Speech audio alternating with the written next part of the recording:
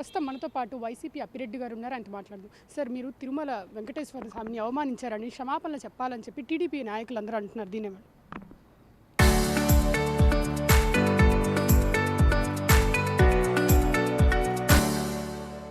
తిరుమల తిరుపతి వెంకటేశ్వర స్వామి పట్ల మాకున్నటువంటి భక్తి భావాలు, మాకున్నటువంటి ఆయన పట్ల విశేషంగా ఆధ్యాత్మిక పరంగా మా అందరికి కూడా ఆ స్వామి అంటే భక్తి భయం రెండు ఉన్నటువంటి పరిస్థితులు ఉన్నాయి.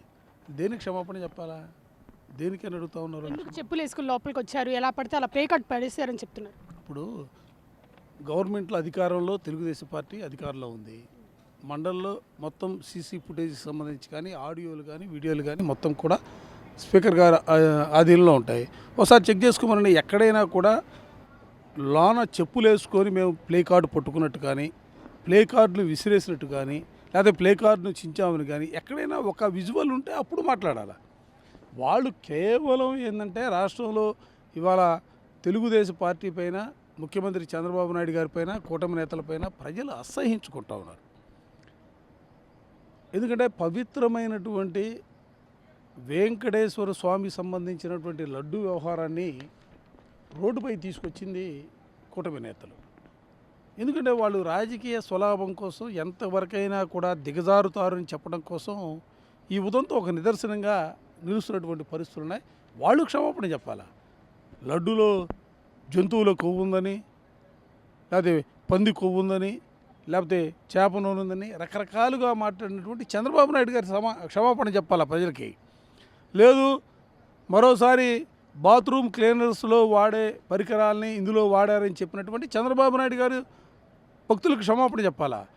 అసలు ఏదో హిందూ మతాన్ని దెబ్బతీయటం కోసం ఒక కుట్రతో ఈ లడ్డులో జరిగిందని చెప్పినటువంటి చంద్రబాబు నాయుడు గారికి క్షమాపణ చెప్పాలా?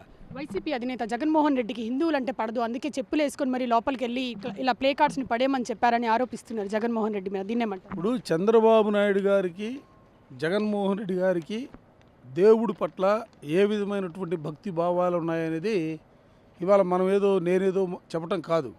ఆయన ముఖ్యమంత్రిగా పనిచేసినటువంటి పరిస్థితుల్లో కానీ, అంతకుముందు వైఎస్ఆర్ కాంగ్రెస్ పార్టీని ప్రారంభించిన రోజు నుంచి ఈనాటి వరకు కూడా మనం పరిశీలన చేస్తే ఇది మా నాయకుడికి ఉన్నటువంటి నిజం. ఎక్కడైనా కూడా దేవాలయానికి సంబంధించి వెళ్ళా కూడా చెప్పులు లేకుండా దండం పెట్టే కల్చరు భగవంతుడి పట్ల అటువంటి భావాలు, భక్తి భావాలు ఉన్నటువంటి నాయకుడు జగన్మోహన్ రెడ్డి గారు. చంద్రబాబు నాయుడు గారు శంకుస్థాపనలు జరిగినా, ప్రారంభోత్సవాలు జరిగినా ఆయన ఏ విధంగా హిందూ మతానికి సంబంధించిన భావాలను గౌరవిస్తాడనేది ఈ ఫోటోలో కనపడతా ఉంది. దీనితో పాటుగా ఇది ఒక్కసారి చూడండి, అసలు ఇది చూడండి. అసలు ఇంకా ఆయన తెలుగుదేశం వాళ్ళు మాట్లాడతాం, మేము వింటాం, వాళ్ళు మాకు నీతులు చెబితే మేము ఆ నీతులు మేము వినాలా? కర్మకు పెట్టింది మాకు అర్థం కాల. 4 రోజుల నుంచి సభ జరగకుండా కావాలని ఇలా చేశారు మీరు అని అంటున్నారు. ఎందుకు 4 రోజుల నుంచి మేము అడుగుతున్నాం? చర్చించమని అడుగుతున్నాం. మీలో నిజాయితీ ఉంటే, మీలో చిత్తశుద్ధి ఉంటే, దేవుడి పట్ల మీకు నిజంగా మీకు భక్తి భావం ఉంటే చర్చించండి. చర్చకి రమ్మని అడుగుతూ ఉన్నాం కదా. మీరు మొన్నటిదాకా మీరు మాట్లాడారు కదా, అది జంతువులు కొవ్వు కలిసిందని ఒకసారి, బాత్రూమ్ క్లీనర్స్ అని ఒకసారి, లేకపోతే హిందూ మతాన్ని దెబ్బతీయటం కోసమే వీళ్ళు ఈ కార్యక్రమం చేపట్టారని మీరు మాట్లాడారు కదా. మీరు మాట్లాడినటువంటి ప్రతి అంశం కూడా సభలో మాట్లాడమని అడుగుతూ ఉన్నాం, చర్చించమని అడుగుతూ ఉన్నాం. మేము కూడా మాట్లాడుతాం. జగన్మోహన్ రెడ్డి వస్తే చర్చించడానికి సిద్ధంగా ఉన్నామని చెప్తున్నారు. శాసనమండలిలో జరుగుతూ ఉంటే జగన్మోహన్ రెడ్డి గారు రావడం ఏంటి నాకు అర్థం కాదు. వాళ్ళు మాట్లాడేది ఇవాళ 4 రోజుల నుంచి శాసనమండలిలో కార్యక్రమం జరుగుతుంది. మీరు శాసనమండలిలో వచ్చి మాకు చెప్పండి సార్. నిన్న బుతికాడు కదా, నిన్న జగన్మోహన్ గారు మాట్లాడాడు కదా, తిరుమల తిరుపతి సంబంధించిన ప్రతి అంశం కూడా ఎక్కడ ప్రారంభమైంది, ఎక్కడ ఎండ్ అయింది, ఎక్కడ టెస్టులకు వెళ్ళాయి, ఎక్కడ రిజెక్ట్ అయినటువంటి ట్యాంకులు ఎవరి హయాంలో వచ్చారని మొత్తం కూలంకుషంగా నేను చెప్పాడు కదా. అసలు జరిగిందంతా కూడా తిరుమల తిరుపతికి జరిగినటువంటి లడ్డుకు సంబంధించినటువంటి అంశాలన్నీ కూడా తెలుగుదేశం ప్రభుత్వం అధికారంలో ఉన్నప్పుడు జరిగినటువంటి అంశాలు. అసలు వైఎస్ఆర్ కాంగ్రెస్ పార్టీకి ఏం సంబంధం? వాళ్ళు ఏదో మీరు ఏంటంటే మాకు మీడియా ఉంది, ఎల్లో మీడియా ఉంది, లేకపోతే మాకు పత్రికలు ఉన్నాయి, మేమేం చెప్పినా కూడా, మేము అబద్ధం చెప్పినా కూడా అది నిజం అవుతుందనే భావంతో మీరు ముందుకు సాగుతూ ఉన్నారు. ఎల్లకాలం కొనసాగదు. ఇవాళ మీరు చేసినటువంటి ఘనకార్యాలు అన్నీ కూడా వస్తూ ఉన్నాయి. 2018లో మీరు ముఖ్యమంత్రిగా కొనసాగినప్పుడు తిరుమల తిరుపతిలో లడ్డూలు తయారు చేస్తే, నేతితో లడ్డూలు తయారు చేస్తే, ఆ తయారు చేసినటువంటి లడ్డులకు పూత పూయడానికి టెండర్లు వేసినటువంటి ప్రభుత్వం ఇది. కర్మ. ఈ విషయాలు మేము చెప్పాల్సి వస్తే మాకు కూడా చాలా ఇబ్బందిగా ఉంటుంది. ఎందుకంటే తిరుమల తిరుపతి మేము కూడా అంత పవిత్రంగా ఉంటాం. వెంకటేశ్వర స్వామి అంటే మా కులదైవంగా మేము భావిస్తాం. అటువంటి పరిస్థితులు నేతికి నెయ్యి పొత్తపోయటం అనేది పరాగ్ డైరీకి దొడ్ల డైరీ కాంట్రాక్ట్ ఇచ్చారు వీళ్ళు.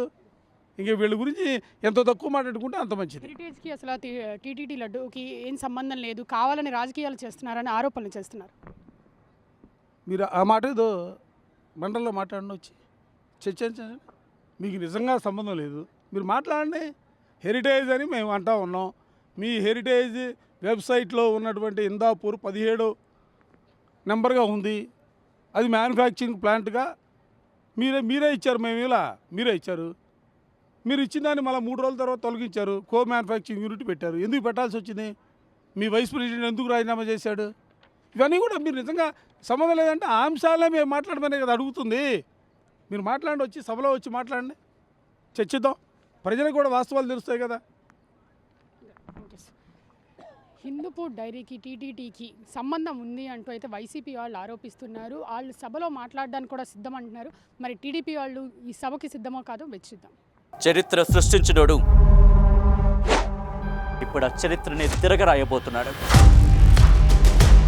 అబద్ధాల గోడల్ని బద్దలు కొట్టి నిజాలను రాగా మీ ముందుంచబోతున్నాడు. నిజమైన వార్తల కోసం వెంటనే డౌన్లోడ్ చేసుకోండి రా యాప్ని.